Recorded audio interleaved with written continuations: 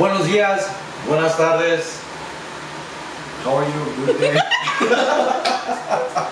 Anyways, good evening, good morning. Thank you for coming. Why you mad, homie?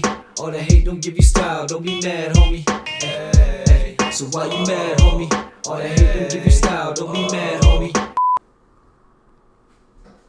Good morning, good evening, good afternoon. My name is Manny Fresco. My name is Andy Ray. And welcome back to another episode of Get Weird with your boys, Andy and Manny. I was going to try to say something. I lost it. Nothing clever. But thank you guys for watching last week. You guys killed it. Love you guys. A lot of responses. You guys are fucking phenomenal. Appreciate you Love guys. all the feedback. Every single one of you. You guys are fantastic. Especially the negative ones.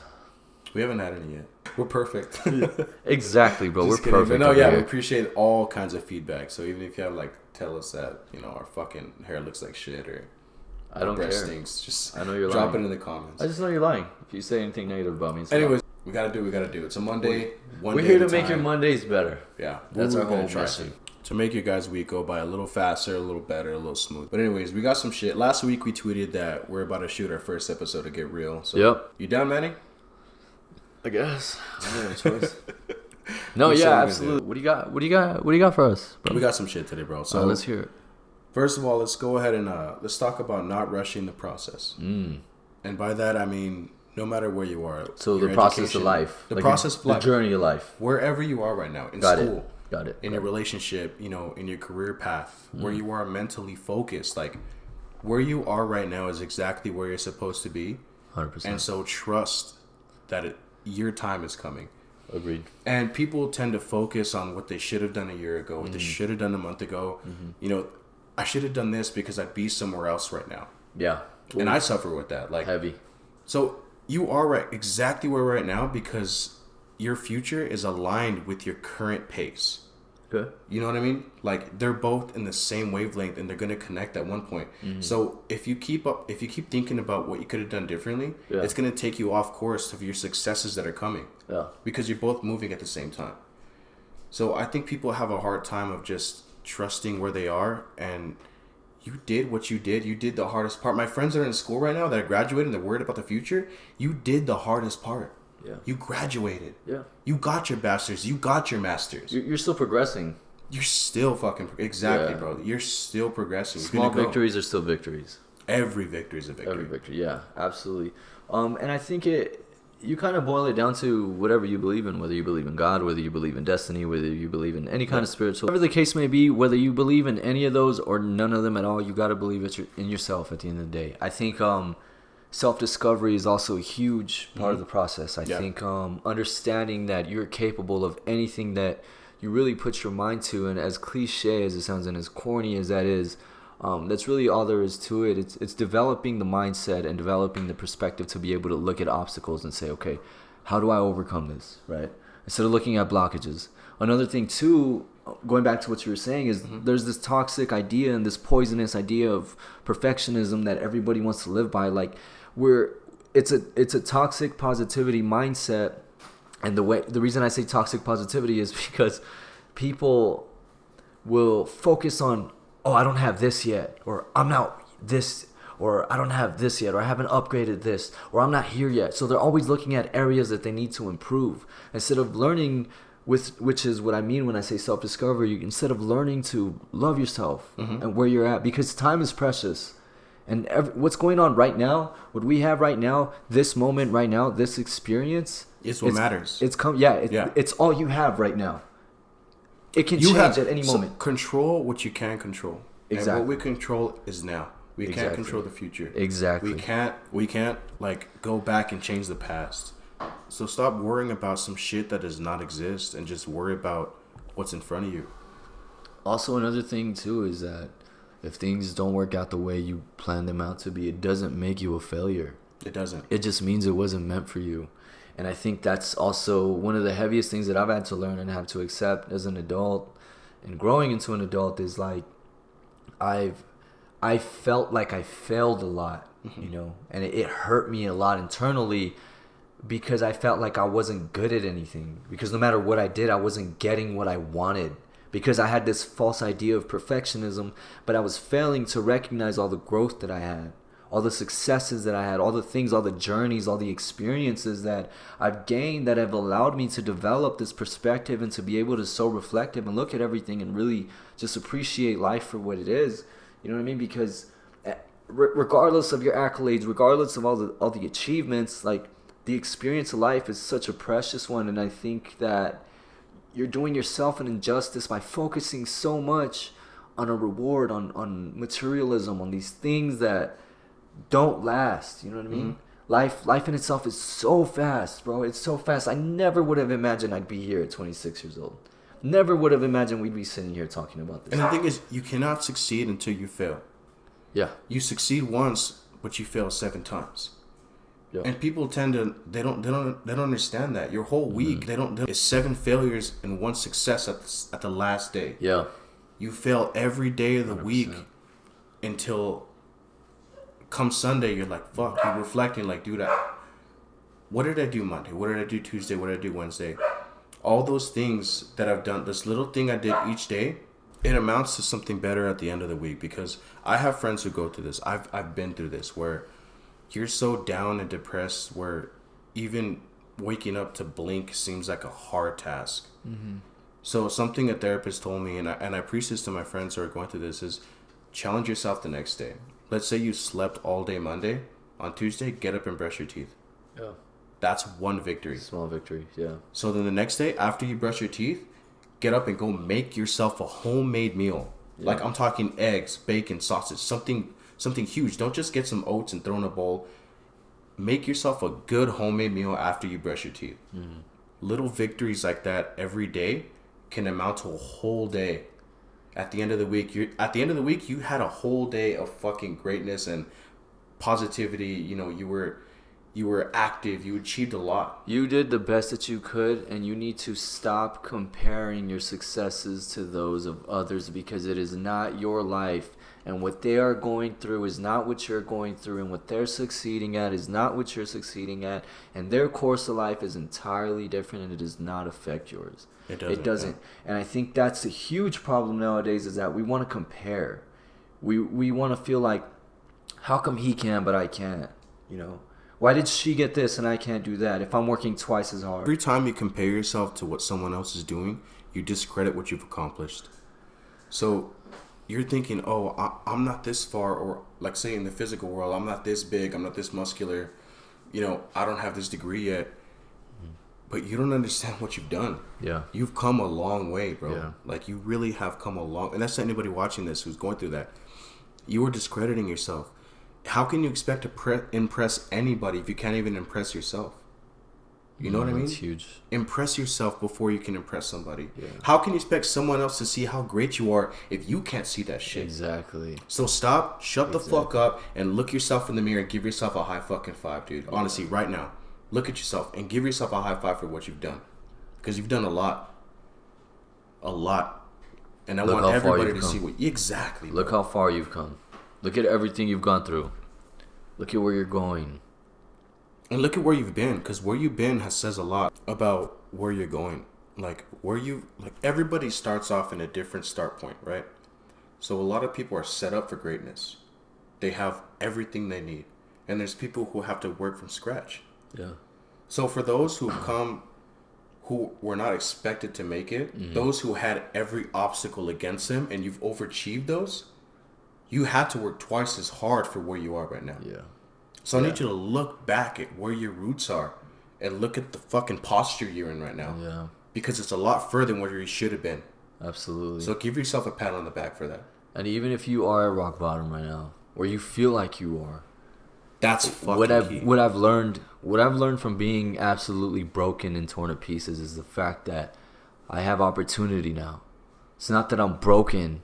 I have opportunity to build. I can rebuild myself. I can become anyone I have desired to be for the longest, or whatever amount of time that I put into it, even if it's sudden. No matter how broken I am, I can take those pieces and turn into whatever I want.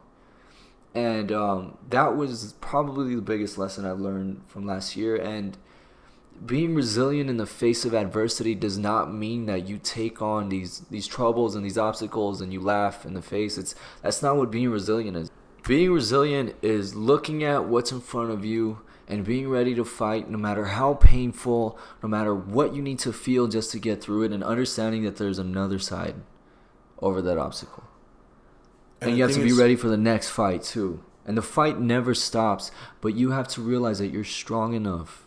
You're strong enough because of everything that you've gone through to get to where you're at. Even if it is rock bottom, you're strong enough to get back up again. You're strong enough to get through these things. And you're going to keep proving it to yourself over and over again. And that's what's important. That's why you need to stop comparing yourself, because it's not about other people's perspective. It's about yours. You know what the beauty of being at rock bottom is? How lower can you go? Yeah. You're never going to be at that spot again. Mm-hmm. So appreciate the fact that you're at your lowest point of your life, because you know what that means? The only way you can go is up. Every day you're moving forward at that point. Don't be afraid to hit rock bottom. I've hit it. You've hit it. And if you're looking at this and you're about to hit it, fall with grace, brother. Yeah. Fall with grace, sister, because you're going to come up after that. There's only so much more you can do. Exactly. You're just going to keep progressing. So appreciate where you are. And that's where it goes into the fact that you're where you're at for a reason, man. Yeah. There's something to learn there. There is something to learn there.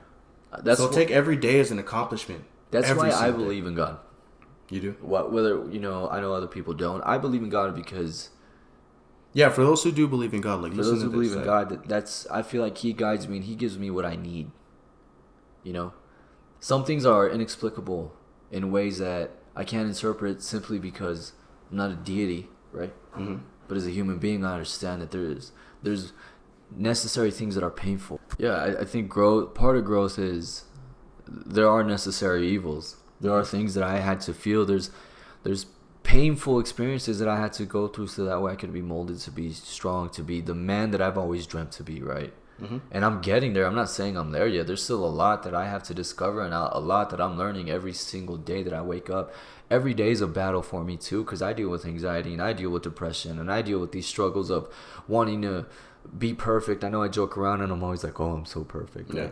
But I recognize, my flaws and my faults, but I don't focus on them is what I'm saying. Like, I still understand that I need to love myself because it could all be gone, in an instant. And the good thing is about getting hit so many times, and why I appreciate everything that's broken me in the past, is we would love to not get beat the same way twice. So every time something bad happens to you, after you're done mourning it, after you're done fucking hitting yourself and beating yourself up for it, appreciate it. Can I add to that too? Of course. What you're saying? Real quick. Don't be afraid to feel bad either. Fuck no. It's okay. Feel what you need to feel. I think a lot of people will be like, oh, I feel sad today. Why am I sad? Why am I happy? Like, if you need to feel that sadness to have a happy day, do it. And I wanted to get into that later in the episode. We can break it right now. So The process of healing is not linear. The process of healing has so many forks, so many obstacles. And one of those things is being what you were just saying, and I want to get into it, is people think that, oh, I'm sad, I need my boys, I need my girls, I need alcohol. Right? So you want to distract yourself in the moment. So you said bright. Bright, right? So distractions are temporary healing. Yeah. It's So not going healing out at with all. the boys, going out with the opinion. girls, getting drunk, it's a temporary healing. What people don't understand is you need to feel. Allow yourself to feel. You need to sit down and get beat the fuck up in that bedroom. Yeah. Lay there and just get destroyed. I mean, whether it be sexual or emotional. No, I'm just kidding. But what I mean is lay there and just accept defeat. Yeah. Accept it, bro. Let yourself feel sad. Flag. Let yourself feel, Wave it. Destroyed. Let yourself feel like you lost. Because in that moment of time, sure, you did lose. And you know what? The true definition of failure isn't losing. It's refusing to get up and try again. Exactly. That's the true definition of failure. Going back to what you said, you're going to fail 6 times a week before you get your first victory, right? Or would you say 7 times? 7 times. Whatever the case may be, I mean, you have to be willing to lose to understand that it's a huge part of winning. You know what I mean? Logic you said lose more than you win. Yeah, people don't get that. Every day. You even lose so much more than you win. Yes, and there's this facade like that everybody believes that, Other people have these perfect lives with their good credit and their nice cars and their perfect teeth and their perfect husband, and that's not the case at all. Like, everybody's going through something all the time. We're all human. You know what I mean? We all bleed the same. Like, it's. You know, and I think what a lot of people need to hear right now is we're coming out of this COVID-19. We're coming out of quarantine. I feel like a lot of people who are experiencing new things now because of this lockdown, a year of being locked up in a house, talking to only your family, and not having really any social experience for the past year, it's grown anxiety in a lot of people. Social anxiety. So now that we're in a place where we can start experiencing things again and going out, we went to a concert not too long ago. Yeah. We saw Midland here in El Paso, Texas. And I'm sure I didn't go to that one. For a lot of people, something like that would scare them because they're so used to not being around others. Yeah. And what I'm trying to get at is anxiety is huge. And overcoming anxiety is probably just as hard as feeling it. Oh my God. Because feeling anxiety is draining. It defeats you. It's nothing but manipulation of the mind, and your past self is trying to tell you that what you're about to do is going to fuck you up from past experience. Exactly. So what anxiety is, it's your past self trying to trick you, trying to lie to you to not do what you feel like doing. Bro, I used to be so oblivious to the severity of anxiety. Right. I used to think it was all just mental strength. Like, I thought I was so ignorant in that way of thinking of like, oh, if you have anxiety, it's because you're weak-minded.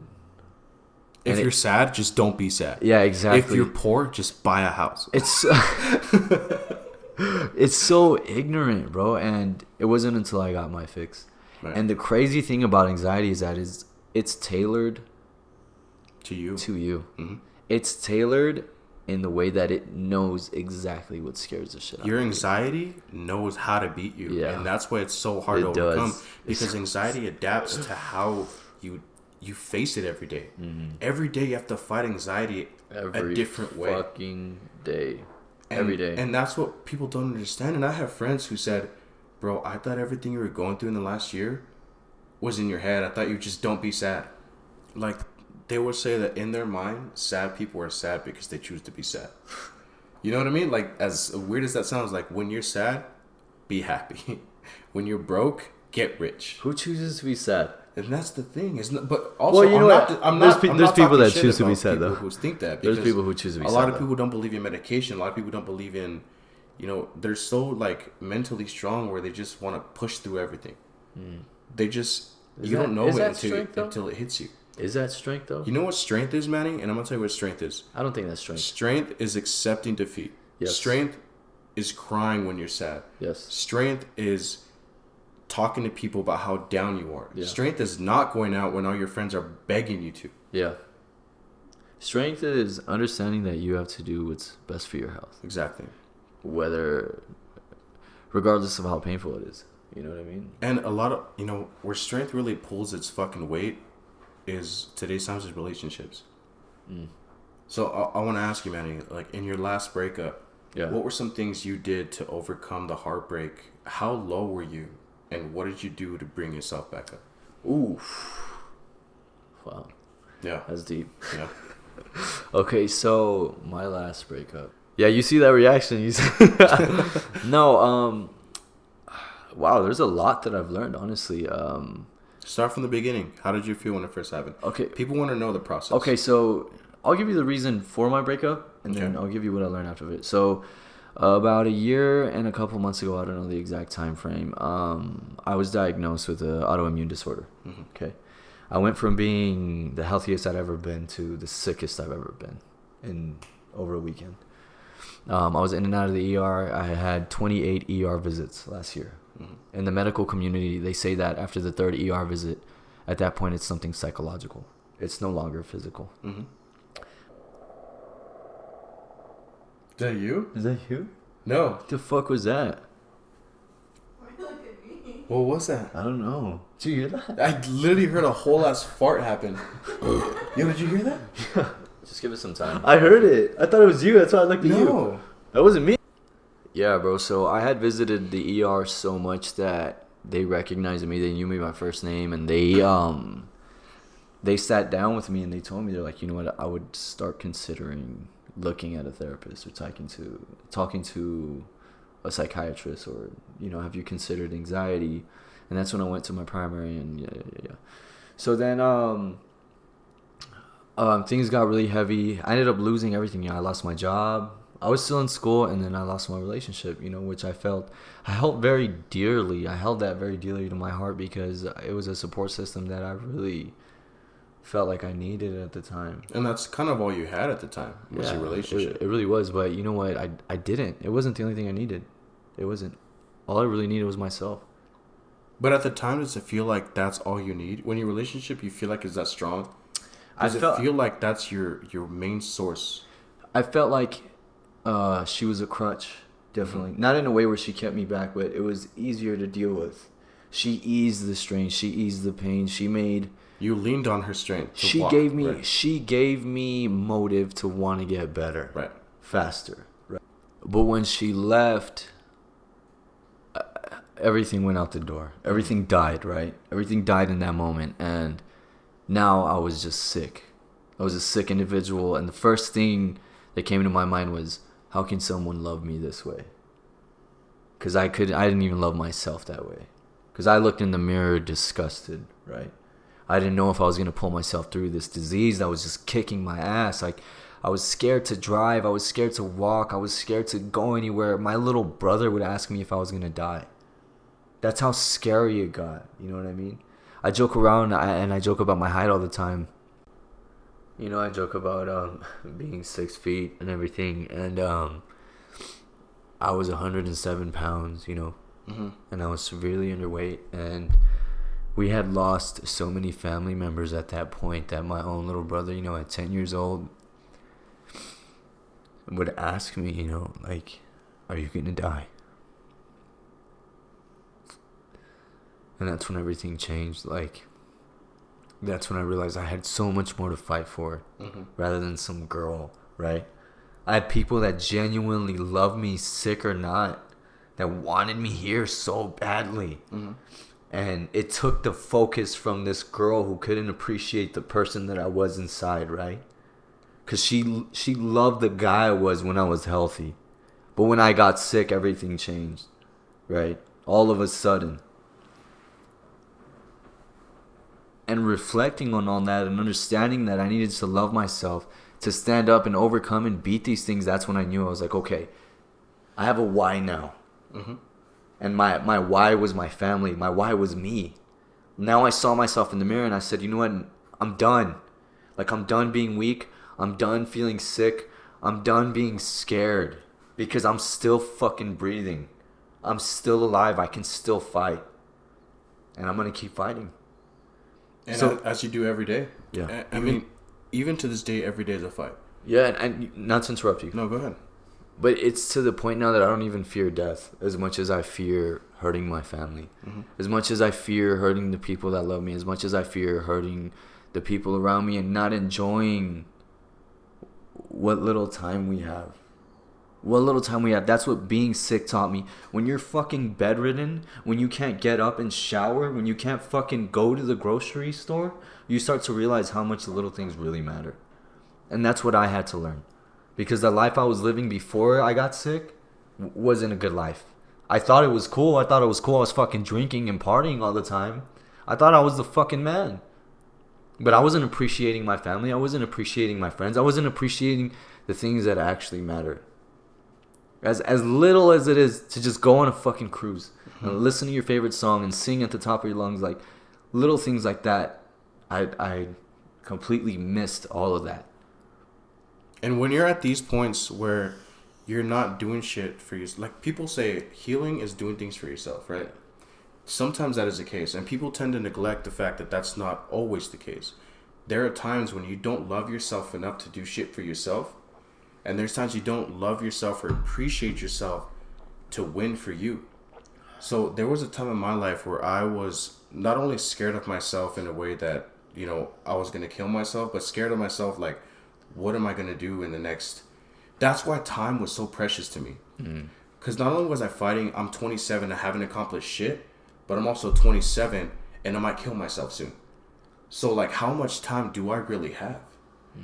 So after my therapist told me, you're young, dude. Like, you are you have so much time to do shit. And at that point in time, when it comes to doing shit for yourself, a lot of people say the only way you can get better is to do it for yourself. And at some points I disagree with that, because when you don't love yourself or trust yourself or embrace yourself enough to get better, there's only one thing you can do. And it's do it for everybody around you first. So once you start doing it for those around you, then that gives you the strength and confidence to look at yourself the way they look at you. You know what I mean? So Yeah, like you're getting better for them, and it lets them look at you in a gaslight and in a bright light that they see you. And at some point in time, you're going to start seeing yourself that way. And then you can flip the switch. Now I'm doing it for me.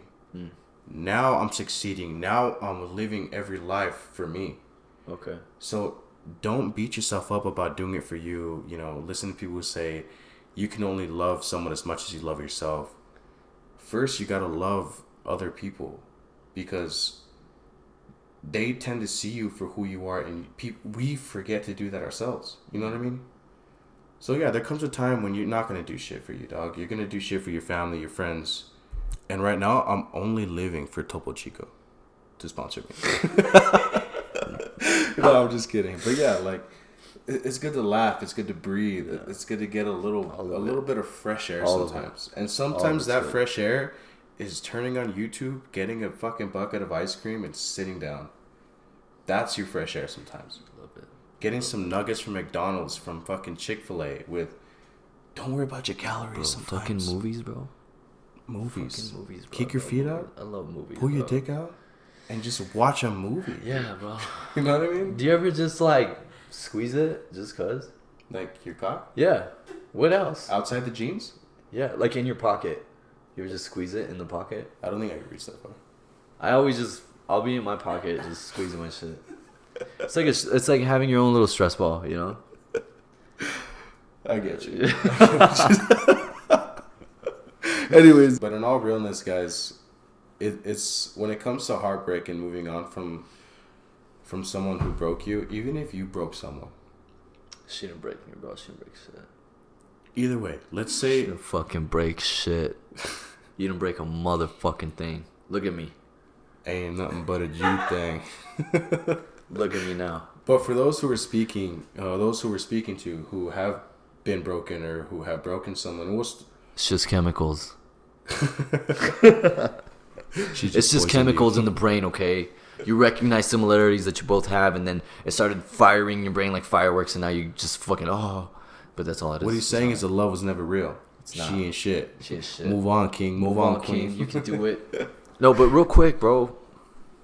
I want to hear your heartbreak story. Your upbringing. Let's talk about you. It's a complete opposite, because I was going through some shit mentally where I had no control over my emotions. I had no control over my depression, my anxiety, my heartbreak. Can I say something? Yeah.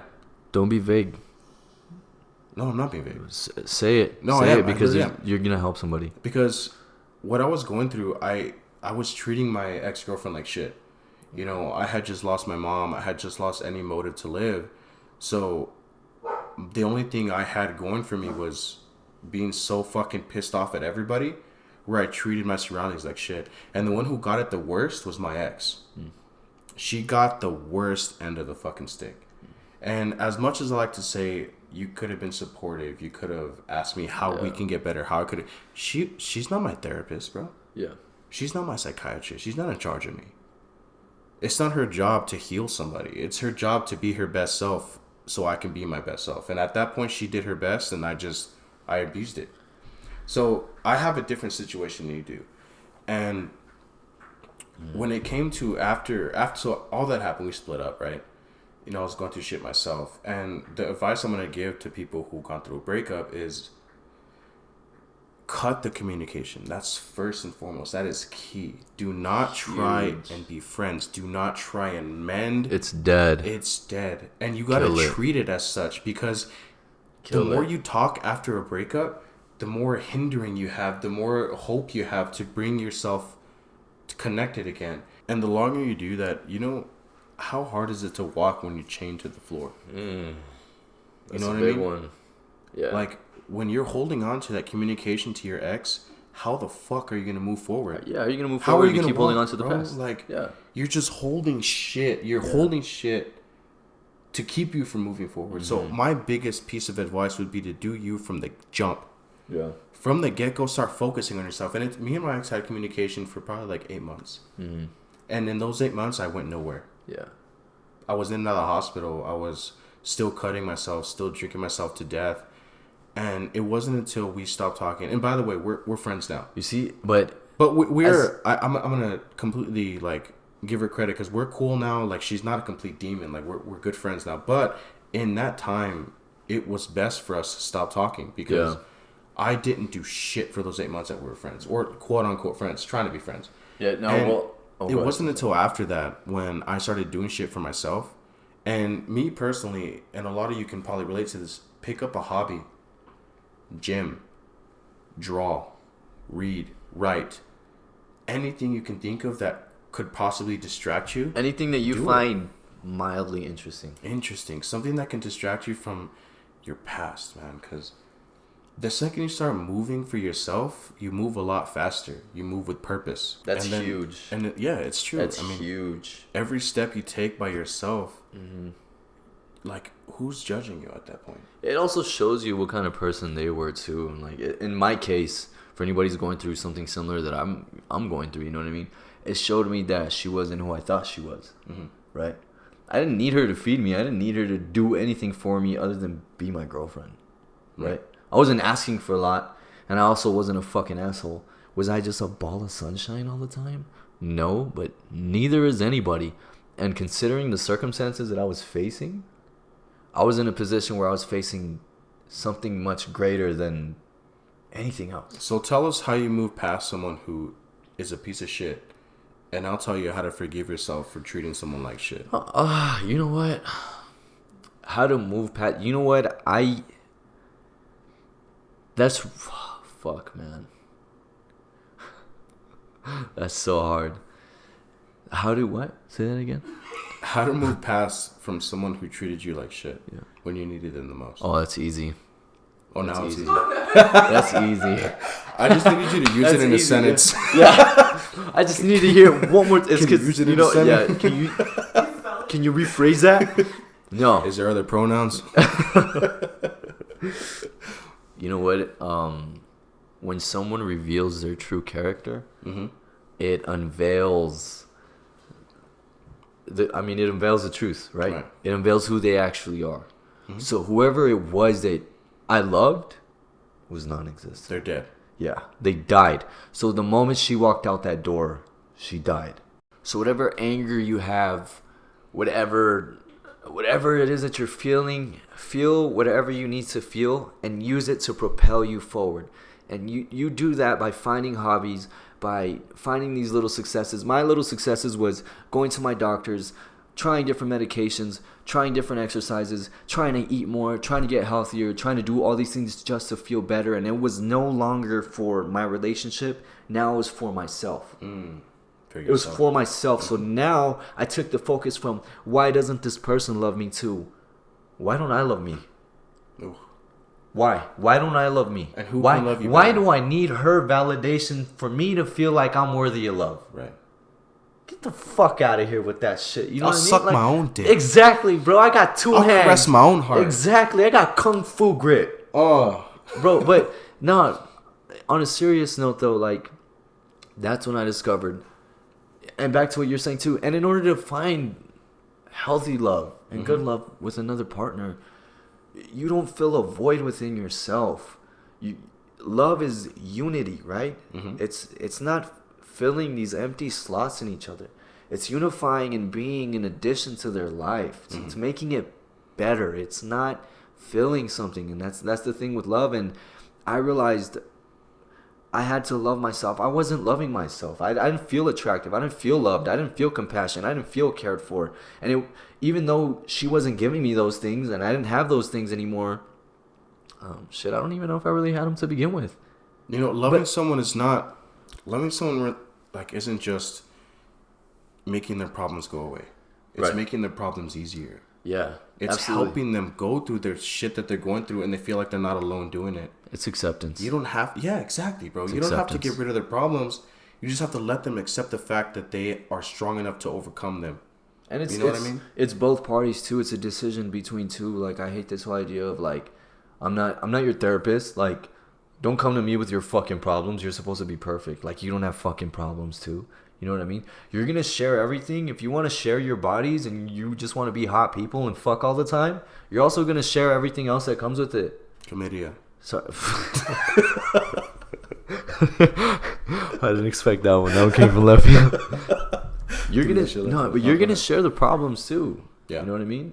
And in order to grow, you have to do that. And growing is painful, and it's absolutely necessary. And what's necessary is forgiving.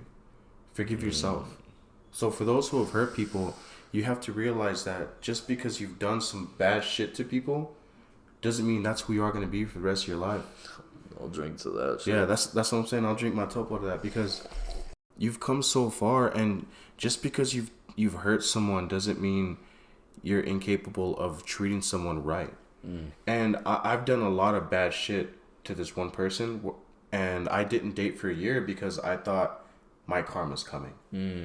Everything I've done in the past to this one person is going to eat me alive in this next relationship. And that's not the case, because I've come to forgive myself. Yeah. And forgiving yourself allows you to be who you're supposed to be. Yeah. I was at one point a coal, don't mean I can't be a diamond today. You know what I mean? I just have to build, I have to dig. I have to keep digging within myself to bring out that best, you know what I'm trying to say? Pressure makes diamonds, baby. Pressure makes diamonds, baby. And I'm a diamond right now.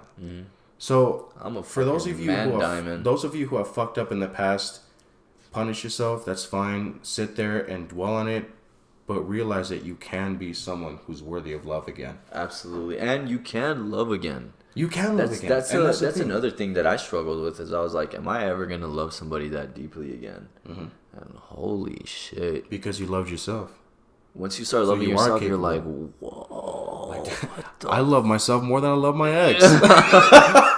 Like, damn. This is the best person I've ever been with. I should have been fucking myself this whole time. Yes, 100%. And now you compare everybody to yourself. And here's the thing, though. There's a problem there, too. As funny as it is, like, don't look for you and other people. No, fuck no. That was a huge problem I would do. Like, I would try to qualify girls. Like, I would try to date girls, and I'm like, you don't have this? You know what I mean? You don't like this? Like, learn to enjoy people for who they are, because everybody's unique. Everybody's unique, you know? And that's beautiful. That's a beautiful thing. Learn to appreciate people for who they are, because they can love you in ways that you've never experienced before. And I think we get so caught up in ourselves that we forget to enjoy the uniqueness that people carry, you know? Allow yourself to see some things that you've never seen before in yourself. You know, like, you're going to go through certain circumstances that actually kind of open up your third eye, and you can see something that you've never seen before. And not just in somebody else, in yourself. And with that being said, we got pretty real today. Yeah, bro. Woo! So normally we start the episode with a shotgun. I think I might end it with one. We got to end. Shit, I would shotgun one if I could, but... Hey, who's got a Sprite? Hey, give me some water. Give me some Gatorade. It's clonazepam, fool. This fool always says lorazepam. Let me get Razapam. Can I get Razzles? Turkazanan. Takazanan and the Advil with Sazapam. You take Afghanistan? And the Mapapan. And Pakistan. I'm down from Pakistan, and I'll shoot the motherfuckers in Afghanistan and Pakistan, and now we're around. Got a Pac-Man. Anyways, I'm gonna shotgun this shit. Hit that shit. I'm gonna hit it. Rip it, Lotto, rip it. Rip it. Give this motherfucker 30 seconds. Let me see. And I'm gonna shot.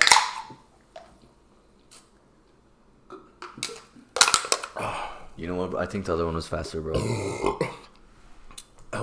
This was hard. That one, yeah. You got too excited. I was also 10 deep. You got too excited. And I'm kind of shit-faced, so. With that being said, Manny, it's been fucking real. Too real. I can't believe I fucking cried right now. What I meant to say was, it's been real. It's been fun. It just hasn't been real fun. Guys, thank you so much. We love you. Make sure you appreciate life. Appreciate yourself. We appreciate you guys, too. Love you. All the hate don't give you style, don't be mad, homie. Hey, so why you mad, homie? All the hate don't give you style, don't be mad, homie.